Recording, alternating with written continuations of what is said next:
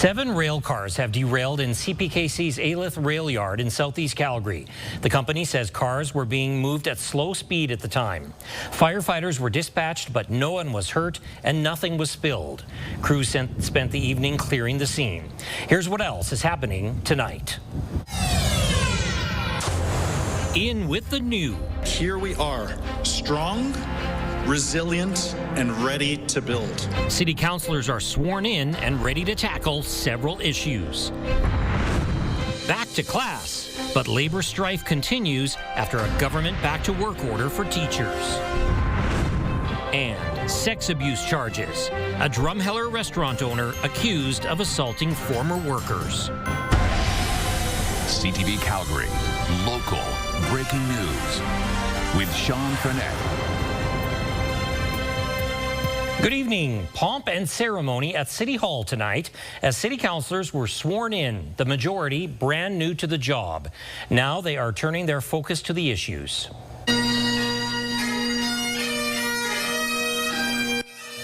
There are 11 new members of council, including Mayor Jeromy Farkas. 4 incumbents were re-elected. Ward 1's Kim Tyers campaigned for lower taxes and safe communities. Jennifer Wyness was re-elected in Ward 2 and is now serving her 2nd term. Andrew Ewell was elected in Ward 3. He's been an outspoken advocate for the Green Line to go north. Former City Hall employee DJ Kelly was elected to his 1st term for Ward 4. Raj Dhaliwal was re-elected for a 2nd term in Ward 5 after working in the oil and gas sector. Former Calgary Parking Authority Chair John Pantsazopoulos is the new representative for Ward 6. Former public library worker Mike Atkinson is the new councillor for Ward 7. Defense lawyer Nathaniel Schmidt is the new councillor in Ward 8. Inglewood businessman Harrison Clark is new in Ward 9. Longtime councillor Andre Chabot returns in Ward 10. Marketing manager Rob Ward is new in Ward 11. Former project manager Mike Jamieson is new in Ward 12. Dan McLean returns for a 2nd term in Ward 13. And Recall Gondek petition organizer Landon Johnston is new in Ward 14. The mayor pledges to work together with his colleagues. We will balance the books, set clear priorities, and focus on what matters most: safety, affordability, infrastructure, and quality of life. We will make City Hall more open and more efficient. My colleagues and my friends, our work begins now. Earlier, it was picture day for the new group on the steps of Old City Hall. They're all transitioning into offices and hiring staff, and they only have a few weeks until deciding the budget. Other priorities for many councillors include repealing blanket rezoning and improving accountability and transparency. It will be a big learning curve for many on this new look council. There's a whole renewed sense of optimism, I think, at City Hall. Just between the councillors and the new mayor, even from residents of Calgary when I'm talking to them. You know, the old council, let's be honest, was a little fractious and contentious.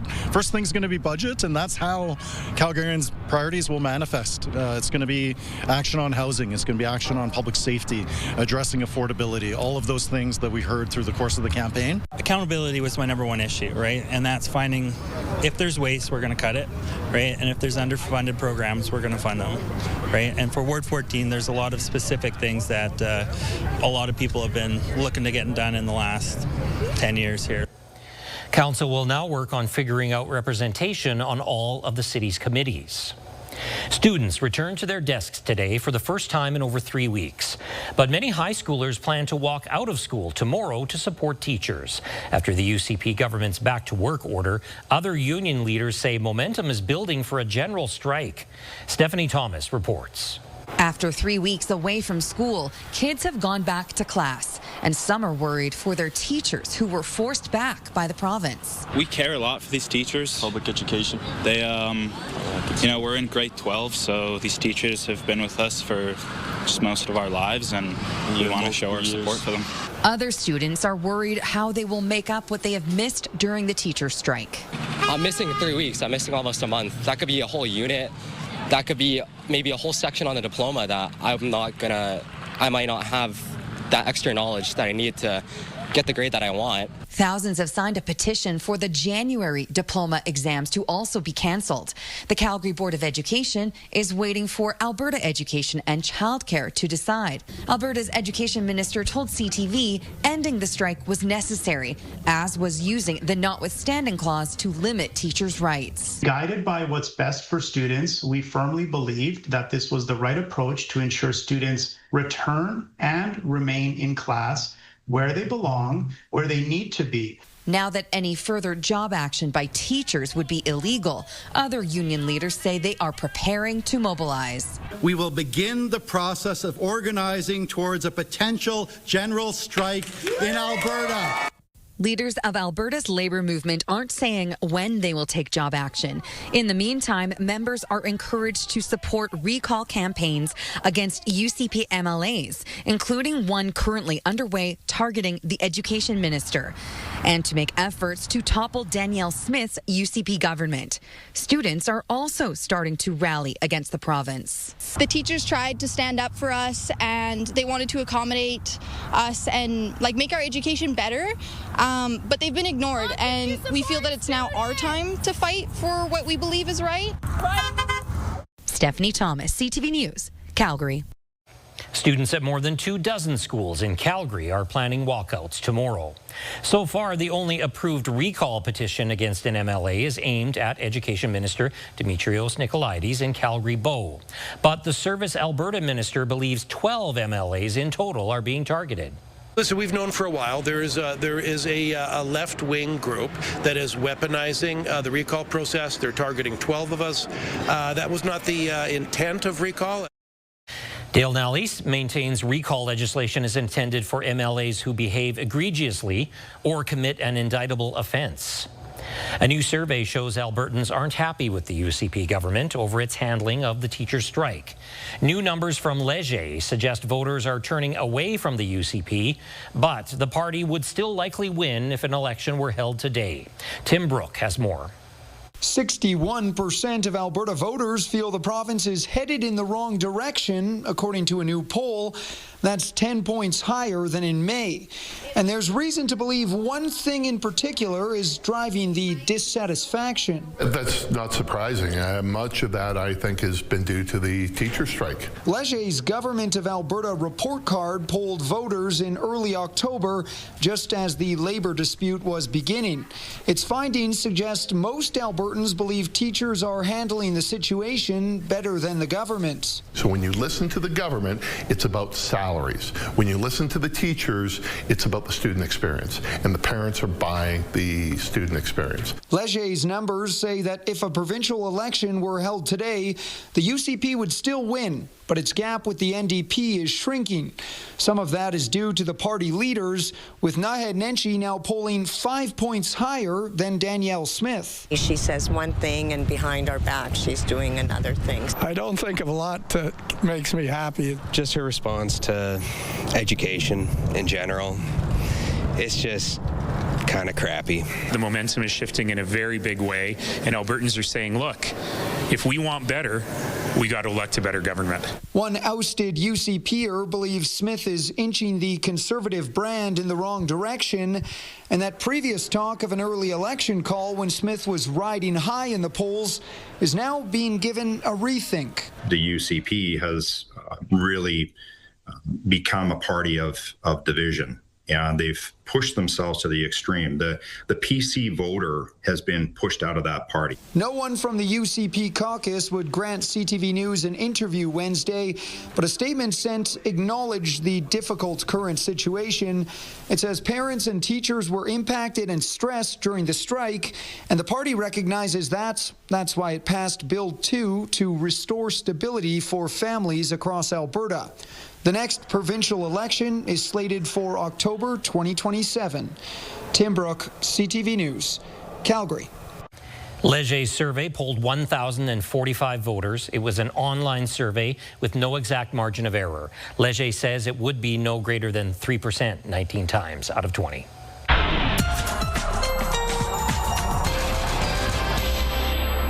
Meteorologist Danielle Savonis here with our first look at the weather. And Danielle, quite windy today. A lot of leaves blowing around and other debris all over the place. Yeah, Halloween decorations. I'm sure that was flying around your neighborhood. It was a gusty day in Calgary, over 60 kilometers per hour. And south of the city, some communities over 90 kilometers per hour. Now, since the supper hours, the winds have slowly been calming down. And tomorrow, it's a calm day with regards to the wind and mainly sunny. We won't get as warm because we don't have those winds gusting out of the west. So you're looking at a high of 9 degrees. Your full forecast, including your Halloween forecast, is just ahead. Midnight tomorrow is the early bird prize deadline in the Hospital Home Lottery. You could win the $1 million Canmore condo built by Spring Creek, plus $25,000 cash. Get your tickets before midnight tomorrow at calgaryhospitalhomelottery.com. Thank you very much, Danielle. Fire has heavily damaged multiple homes east of Calgary. A home under construction was engulfed in flames when firefighters arrived in Conrich early yesterday morning. Rocky View County says flames extended to 2 neighboring houses and 2 more properties received moderate damage. No one was hurt. The cause remains under investigation. Calgary police have upgraded an aggravated assault charge to manslaughter after a deadly fight outside a Northwest McDonald's last week. 2 men in their 70s fought in the parking lot.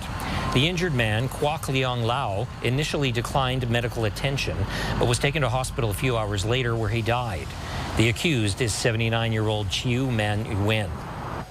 A restaurant owner in Drumheller faces 11 sex abuse charges involving 4 former employees who were all minors at the time of the alleged incidents.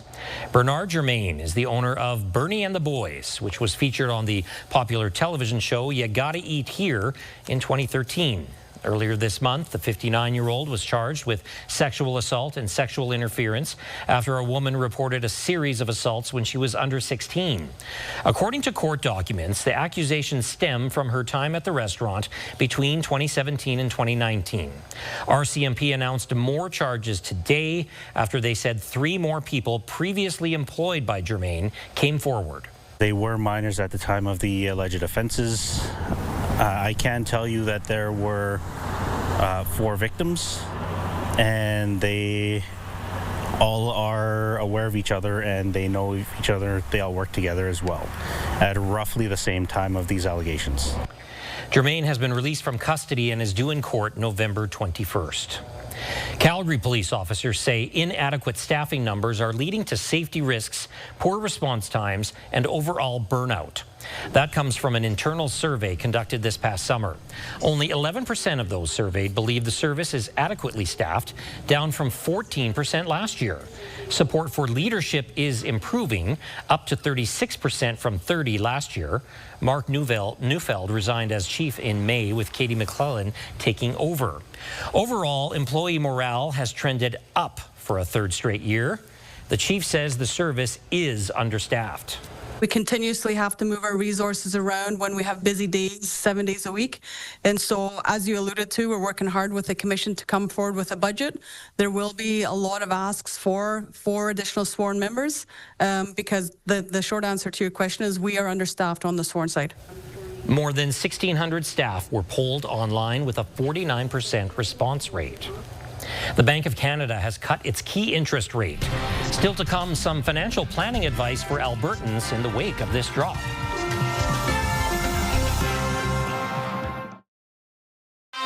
You're watching CTV News, Calgary. As U.S. tariffs and trade uncertainty continue to weaken Canada's economy, another interest rate cut could provide some relief for some people. The Bank of Canada cut its key rate today from 2.5% to 2.25%. Mortgage experts say it's a good time to buy a home or change your current payment plan. Those not impacted by the interest rate drop must find other ways to manage the cost of living and Alberta's high unemployment rate. For those without variable debt, it has minimal impact. What we hope is that it'll flow into, the mortgage industry and interest rates will come down a bit.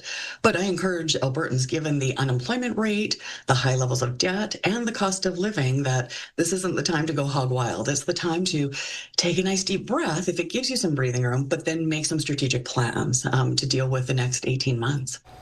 The federal budget is due next month and is expected to include a group of fast-tracked infrastructure projects. The housing crisis is impacting those experiencing domestic violence. That's according to a new report by the U of C School of Public Policy. The tight rental market means fewer women can escape violence by moving directly into housing away from their abuser. This leads women and children to increasingly rely on shelters, and often they're staying longer while searching for permanent homes. The report shows the number of shelter beds has increased in recent years, but advocates say even more are needed. Women's shelters are finding they have to provide more and more beds because people are not leaving. They're staying for long periods of time. All this is because of the housing crisis. People cannot find a place to live, so they're stuck in these shelters. Calgary police say domestic violence calls have gone up 3.6% over the last year. You have one last chance to choose Alberta's next license plate. 2 plates are left. One has a picture of the foothills with the pump jack and ranchers, and the other has Moraine Lake with the Rockies. The new plates also feature a wild rose flower and a new slogan, Strong and Free. The competition wraps up November 5th. You can vote at alberta.ca/pick-a-plate. Not bad for the end of October out there this evening. Danielle Savoni will be back here in a moment with her full Skywatch forecast.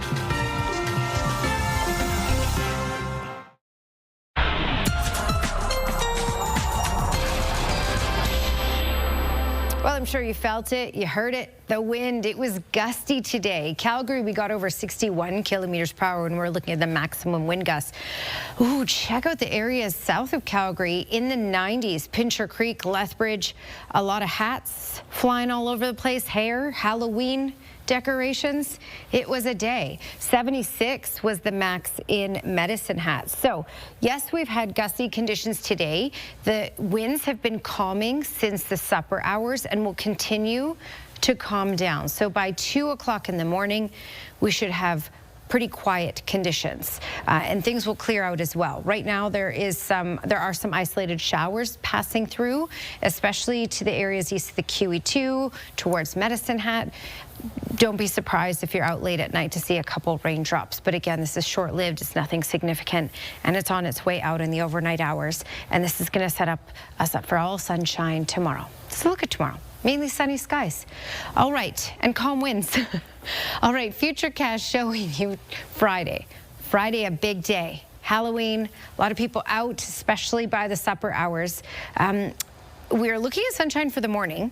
We're looking at sunshine for the afternoon, but the clouds will start to creep in around those supper hours. And by 5:30, we even have the potential for some isolated showers in the city. Basically, Cochrane up Highway 2, down up QE2, down Highway 2. The potential for some showers is about a 30% chance of seeing that between 5:30 p.m. and 7 p.m. If we get it, very isolated though, keep that in mind. 9 degrees tomorrow, mainly sunny skies. We'll hold on to the 9 for Friday as a daytime high, but again, by those supper hours, the clouds will increase. We get into a small chance of isolated showers, and the winds will pick up a little bit from 20 to 30 kilometers per hour. So, you know what, not a perfect Halloween, but certainly not bad at all. It should be about 6 degrees by trick-or-treating time. And then Saturday, we kick up to 16 degrees with a mix of sun and cloud. Midnight tomorrow is the early bird prize deadline in the Hospital Home Lottery. You could win the $1 million Canmore condo built by Spring Creek, plus $25,000 cash. Get your tickets before midnight tomorrow at CalgaryHospitalHomeLottery.com. Thank you, Danielle. Calgary art lovers have a rare chance to see some of the country's most iconic masterworks before they head to auction. A free exhibition is being hosted from Thursday to Saturday at Norberg Hall. It features paintings from Emily Carr and a group of 7 painters like Lauren Harris. The prized piece comes from Jean-Paul Riopel and his untitled abstract painting valued at $1.5 million. We welcome people to come in and take a look at these works of art. It really is in many ways like a museum viewing. What's special about these works of art is that many of them are appearing on the market for the first time, and many will go back into private collections once they're purchased. So it's a really rare opportunity to have a chance to see some of these incredible paintings. The art auction takes place in Toronto, November 26th.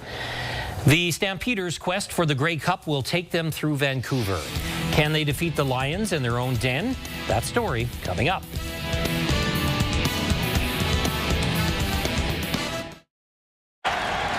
Game 5 is underway with a fly ball to deep left.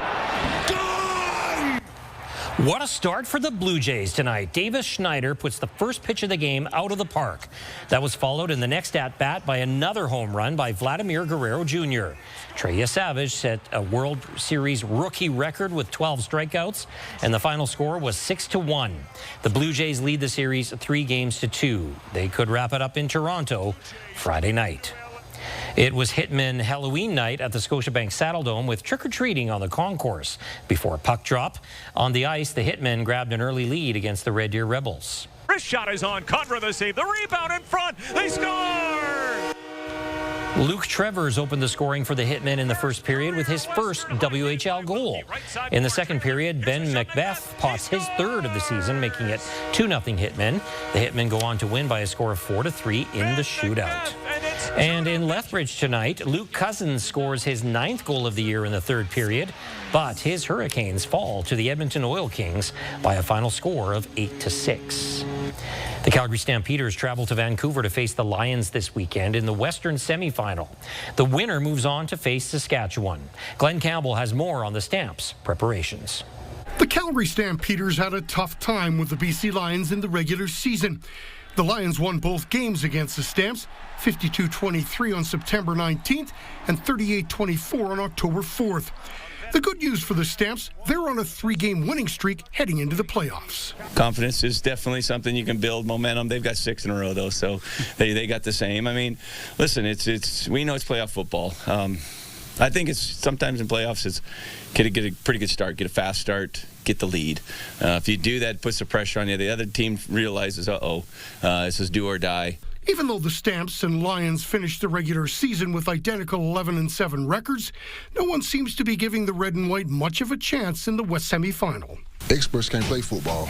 It's all about the Calgary Stampeders. It's all about playing the best 3 phases of football for us. And right now, we're just preparing. We know what's at stake. We know it's win or go home, so we're ready to play some football come Saturday.